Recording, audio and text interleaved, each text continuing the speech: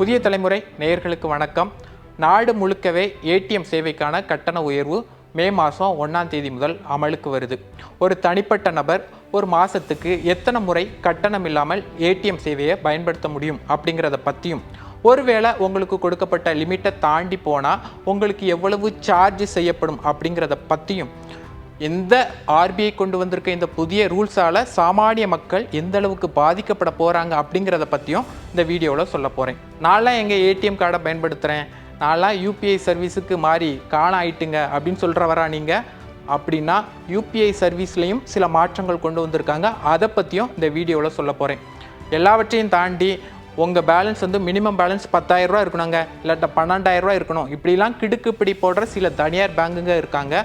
ஆனால் அந்த மினிமம் பேலன்ஸ்லேயும் இன்னும் ரேட்டை அதிகரிக்க போகிறாங்களாம். அதை பற்றியும் இந்த வீடியோவில் சொல்கிறேன், டீட்டெயில்டாக சொல்கிறேன், கேளுங்க.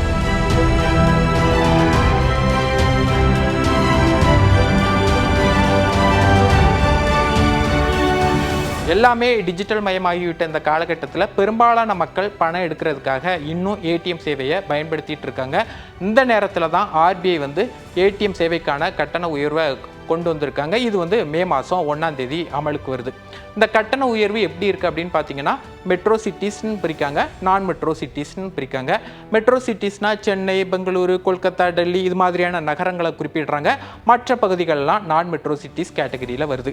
சரி, மெட்ரோ சிட்டிஸை பொறுத்தவரையும் சேம் பேங்க் ஏடிஎம் கார்டை நீங்கள் யூஸ் பண்ணீங்க அப்படின்னா 5 முறை பயன்படுத்தலாம், கட்டணமில்லா சேவைக்கு 5 முறை பயன்படுத்தலாம் அப்படின்னு சொல்கிறாங்க. இது மெட்ரோ சிட்டிஸுக்கும் அதே தான், நான் மெட்ரோ சிட்டிஸுக்கும் அதே தான். அது என்ன சேம் பேங்க் ஏடிஎம் கார்டு அப்படின்னா, உங்களுக்கு ஒரு கேள்வி வரும். உதாரணத்துக்கு நீங்கள் எஸ்பிஐ இல்லை பேங்க்கில் அக்கௌண்ட் வச்சுருக்கீங்க அப்படின்னா உங்களுக்கு எஸ்பிஐ பேங்கோட ஏடிஎம் கார்டு இருக்கும், அப்படி தானே? இந்த எஸ்பிஐ பேங்கோட ஏடிஎம் கார்டை பயன்படுத்தி நீங்கள் எஸ்பிஐ ஏடிஎம்மில் பணம் எடுக்கிறதுக்கோ இதர விஷயங்களுக்கும் நீங்கள் பயன்படுத்தும் போது 5 முறை பயன்படுத்திக்கலாம் அப்படின்னு சொல்கிறாங்க. இது மெட்ரோ சிட்டிஸுக்கும் அதே தான், நான் மெட்ரோ சிட்டிஸுக்கும் அதே தான். அதே நேரத்தில் நீங்கள் மாற்று பேங்கோட ஏடிஎம் கார்டை பயன்படுத்த போது, அதாவது நீங்கள் மெட்ரோ சிட்டிஸுக்கு ஒரு மாதிரியும் நான் மெட்ரோ சிட்டிஸுக்கும் வேறு மாதிரியும் இருக்குது. நீங்கள் மாற்று பேங்கை ஏடிஎம்மை பயன்படுத்தும் போது மெட்ரோ சிட்டிஸுக்கு 3 முறை கட்டணமில்லா சேவைக்கு அதை பயன்படுத்திக்கலாம் அப்படின்னு சொல்கிறாங்க. அதே நேரத்தில் நான் மெட்ரோ சிட்டிஸுக்கு 5 முறை பயன்படுத்திக்கலாம் அப்படின்னு சொல்கிறாங்க. பேங்க் கொடுத்துருக்க இந்த லிமிட்டை தாண்டி நீங்கள் பயன்படுத்துகிறீங்க அப்படின்னா உங்களுக்கு எவ்வளவு கட்டணம் விதிக்கப்படும் அப்படிங்கிற ஒரு கேள்வி இருக்குல்ல. அதாவது இந்த பேங்க் கொடுத்துருக்க லிமிட்டை தாண்டி நீங்கள் போகும்போது ஒவ்வொரு சேவைக்கும் உங்களுக்கு 23 ரூபாய் பிடிக்கப்படும். நீங்கள் அதுக்கப்புறம் எத்தனை முறை பயன்படுத்தினாலும் ஒவ்வொரு முறைக்கும் 23 ரூபாய் பிடித்தம் செய்யப்படும் அப்படின்னு ஆர்பிஐ சார்பில் கொடுக்கப்பட்டு, அதுக்கப்புறம் பேங்க் சார்பில் இது நோட்டீஸாக கொடுக்கப்பட்டிருக்கு. சரி, இதற்கு முன்னால் எவ்வளோ கட்டணம் பிடிப்பாங்க அப்படிங்கிற ஒரு கேள்வி இருக்குல்ல. இதற்கு முன்னால் 21 ரூபா பிடிச்சிட்டு இருந்தாங்க. அதில் 2 ரூபாயை அதிகரித்து இப்போ 23 ரூபாயை பிடிக்கிறதா சொல்கிறாங்க. சரி, இது பணம் எடுக்கிறதுக்கு மட்டும்தானா இந்த கவுண்ட் எடுப்பாங்களா? இந்த 5 கவுண்ட், இந்த 3 கவுண்ட்லாம் பணம் எடுக்கிறதுக்கு மட்டும்தானா அப்படின்னு பார்த்தீங்கன்னா இல்லை.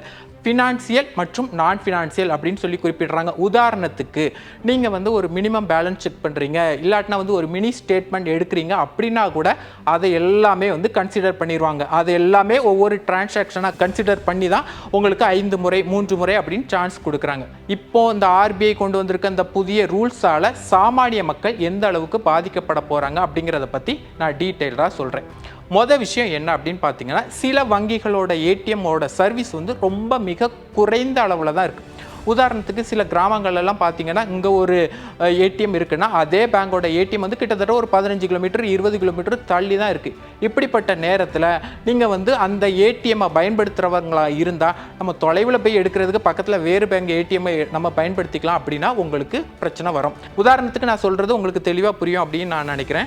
அதாவது நீங்கள் இப்போது பேங்க் ஆஃப் பரோடாவோட ஏடிஎம் கார்டை பயன்படுத்திட்டு இருக்கீங்கன்னு வச்சுக்கோங்களேன். கிராமத்தில் இங்கே பேங்க் ஆஃப் பரோடாவுக்கு இங்கே ஒரு ஏடிஎம் கார்டு, ஒரு ஏடிஎம் சென்டர் இருக்குன்னா ஒரு 10-15 கிலோமீட்டர் தள்ளி தான் இன்னொரு ஏடிஎம் இருக்குது. அப்படிங்கும்போது நம்ம பக்கத்தில் வேறு ஏதாவது பேங்கோட ஏடிஎம்மை பயன்படுத்திட்டேன்னா உங்களுக்கு அதுக்கான லிமிட் ஒரு 5 முறை தான் கொடுக்குறாங்க. அதை தாண்டி போகும்போது உங்களுக்கு சிக்கல் வரும். இரண்டாவது என்ன ஒரு விஷயம் அப்படின்னு பார்த்தீங்கன்னா, இப்போ என்னோட மாத சம்பளம் ஒரு 45,000 வச்சுக்கோமே, நான் 45,000 மொத்தமாக எடுத்து வச்சுக்கிறேன்ப்பா, இந்த சிக்கலே எனக்கு வேண்டாம், மாதம் நீங்கள் எக்ஸ்ட்ரா சர்வீஸுக்கு 23 ரூபா பிடிப்பீங்க, ஆனால் நான் மொத்தமாக எடுத்து வச்சுருக்கேன் அப்படின்னு நினச்சிங்கன்னா அதுவும் முடியாது. ஏன்னா ஒரு தடவை ஒரு டிரான்சாக்ஷனுக்கு உங்களுக்கு 10,000 ரூபா மட்டும்தான் வரும். அதுக்கப்புறம் நீங்கள் எக்ஸ்ட்ரா போனோம் அப்படின்னா இன்னொரு தடவை தான் அதை போடணும், ஏடிஎம் எடுத்து சொருகி, அதுக்கப்புறம் அதை ரெண்டாவது டிரான்சாக்ஷனை தான் கருதும். இதில் ஒரு மிகப்பெரிய சிக்கலாக பார்க்கப்படுது. மூணாவது இன்னொரு விஷயம் என்ன அப்படின்னு பார்த்தீங்கன்னா, இந்த மாதிரி மகளிர் உரிமை தொகை வாங்குறவங்களாகட்டும், இல்லாட்டினா வயசானவங்களாகட்டும், பெரும்பாலவங்க சந்தைக்கு போகிறது அப்படின்னா வந்து ஒரு 200 ஏடிஎம்லேருந்து பணத்தை எடுத்து சாமான்லாம் வாங்கி வந்து பயன்படுத்திக்குவாங்க. என்ன பணம் வந்து அக்கௌண்ட்டில் இருக்கட்டு, நம்ம வந்து தேவையான பயன்படுத்திக்குவோம், இல்லாட்டினா செலவாயிரும் அப்படின்னு நினச்சி அவங்க அடிக்கடி பயன்படுத்துகிறவங்க இருந்தால் அவங்களுக்கும் சிக்கல் ஏற்படும். நாலாவதாக பார்த்தீங்கன்னா, சில வங்கிகள் இருக்காங்க, அதாவது நாங்கள் வந்து பேங்க்கில் போய் பணம் எடுக்கிறதுக்காக மக்கள் போய் நின்னாங்களோ, வெளியில் ஏடிஎம் இருக்குங்க, அங்கே போய் சர்வீஸை பயன்படுத்திக்கோங்க அப்படின்னு வங்கி ஊழியர்களே சொல்கிறாங்க. நான் எல்லா பேங்கையும் சொல்ல, சில வங்கிகள் இருக்காங்க. உதாரணத்துக்கு நீங்கள் வந்து பாஸ்போர்ட் பிரிண்ட் போடுங்க அப்படின்னா அந்த சர்வீஸை பயன்படுத்திக்கோங்க அப்படின்னு சொல்கிறாங்க. பாஸ்போர்ட் சர்வீஸை பிரிண்ட் பண்ணுறது இதில் வராது, இருந்தாலும் சில வங்கிகள் அந்த மாதிரியான ஊழியர்கள் இருக்காங்க. இது மாதிரியான நிறைய சிக்கல்கள் இந்த விஷயத்தில் சாமானிய மக்கள்கள் சந்திக்க போகிறாங்க அப்படிங்கிறத நம்ம குறிப்பிட்டு காட்ட வேண்டியிருக்கு. சரி, நான்லாம் ஏடிஎம் கார்டை பயன்படுத்தி ரொம்ப நாள் ஆச்சு, அதனால் ஆர்பிஐ கொண்டு வந்திருக்க ரூல்ஸால் நாளைக்கு எந்த பிரச்சனையும் கிடையாது, நான் யூபிஐ தான் பயன்படுத்துகிறேன் அப்படின்னு நினச்சிட்டு இருந்தீங்கன்னா, யூபிஐலையும் சில மாற்றங்கள் கொண்டு வந்திருக்காங்க. அது வந்து ஏப்ரல் 1ஆம் தேதி முதல் அமலுக்கு வருது. அது என்ன அப்படின்னு பார்த்தீங்கன்னா, நீங்கள் நார்மலாகவே ஏதாவது ஒரு பேங்க் அக்கௌண்ட் ஓப்பன் பண்ணியிருப்பீங்க அப்படின்னா, அதில் வந்து நீங்கள் ஒரு மொபைல் நம்பரை கொடுத்துருப்பீங்க, உங்களோட மொபைல் நம்பர். அந்த மொபைல் நம்பரை வச்சு தான் நீங்கள் யூபிஐ சர்வீஸையும் கனெக்ட் பண்ணியிருப்பீங்க. அப்படி இருக்கும்போது அந்த மொபைல் நம்பர் வந்து ரொம்ப நாளாக இன்ஆக்டிவில் இருந்துச்சுன்னா உங்களுக்கு அந்த யூபிஐ சர்வீஸ் இனிமேல் ஏப்ரல் 1ஆம் தேதி முதல் வந்து செயல் இழக்கிறதுக்கு வாய்ப்பு இருக்குது அப்படின்னு சொல்லி என்பிசிஐ வந்து குறிப்பிட்டிருக்காங்க. அதாவது ஒரு மொபைல் நம்பர் கிட்டத்தட்ட ஒரு 2 மாதம் 3 மாதத்துக்கு மேலே இன்ஆக்டிவாக இருக்கும்போது அந்த மொபைல் நம்பரை பயன்படுத்தி நீங்கள் யூபிஐ சர்வீஸை பயன்படுத்துகிறவராக இருந்தால் உங்களுக்கு சிக்கல் வரும். இது எங்கே வரும் அப்படின்னு பார்த்தீங்கன்னா, நிறைய பேர் வந்து 2 சிம் யூஸ் பண்ணுறவங்களா இருப்பாங்க. அதில் ஒரு சிம்மை வந்து ரீசார்ஜே பண்ணாமல் வச்சுருப்பாங்க, இன்ஆக்டிவாகவே இருக்கும். ஆனால் வந்து இன்னொரு சிம்மில் போடுற நெட்டை யூஸ் பண்ணி இதை யூஸ் பண்ணிக்கிட்டே இருப்பாங்க. இந்த நம்பரை வந்து யூபிஐ சர்வீஸுக்கு பயன்படுத்துகிறவங்களா இருப்பாங்க. அப்படின்னா உங்களுக்கு இதில் ஒரு சிக்கல் வர்றதுக்கு வாய்ப்பு இருக்குது அப்படின்னு சொல்லி என்பிசிஐ குறிப்பிட்டிருக்காங்க. அதனால் நீங்கள் இந்த விஷயத்துலையும் கவனமாக இருக்க வேண்டியிருக்கு. இன்னொரு விஷயம் என்ன அப்படின்னு பார்த்தீங்கன்னா, நிறைய வங்கிகள் இருக்காங்க. சில வங்கிகள் சென்னை போன்ற நகரங்களில் வந்து மினிமம் பேலன்ஸே 10,000 ரூபா வைக்கணும், 12,000 ரூபா வைக்கணும் அப்படின்னு சொல்லி கெடுபிடி போடுறாங்க.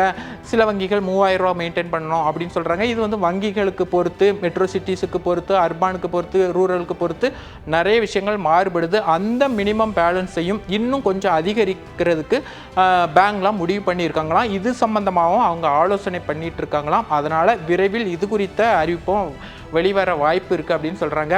ஒட்டு மொத்தமாக எல்லாரும் டிஜிட்டலுக்கு வாங்க அப்படின்னு சொல்லி ஒரு காலத்தில் எல்லாரையும் கொண்டு வந்தாங்க. ஆனால் இப்போ டிஜிட்டலுக்கு வந்ததுக்கப்புறம் நிறைய இடங்களில் கெடுபிடி போடுறாங்க அப்படிங்கிறது தான் சாமானிய மக்களோட ஒரு மிகப்பெரிய குறையாக இருக்குது, ஒரு வழியாக இருக்குது அப்படின்னு சொல்ல வேண்டிய ஒரு கட்டாயத்தில் இருக்கிறோம்.